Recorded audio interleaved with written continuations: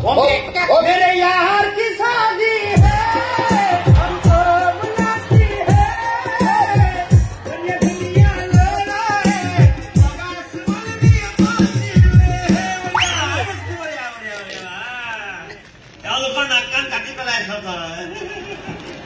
কৰি আছে মন্দিৰকে কিডনেপ কৰিছে কিয় লকাপটো তোৰ বাপেৰে বনোৱা আছিল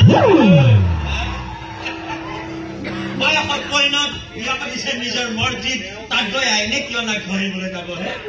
পাৰি এটা কাম কৰ তহঁতৰ ঘটনাক দুটাতে বেণ্ডেজ লগাই লৈ আহিবি এই ঘটনাকে বেছি দিন ঘূৰি ফুৰিব নালাগে পোক দিব যা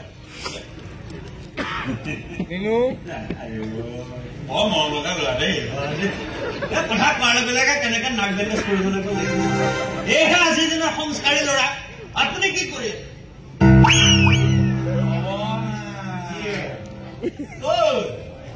এখেতৰ নাকৰ ফুটাটো কেলে ইমান বড় চুৰি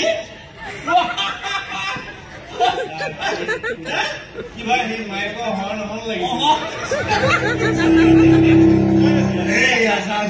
নাকৰ ফুটাই নে চিনেমা হলৰ কাউণ্টাৰৰ ফুটা ধৰিবই খুব ভাগ্যৰ বলতহে এনেকুৱা নাকৰ ফুটা থকা বৰ সুন্দৰ বাপৰে কোৱালিটি লাজ কৰিছে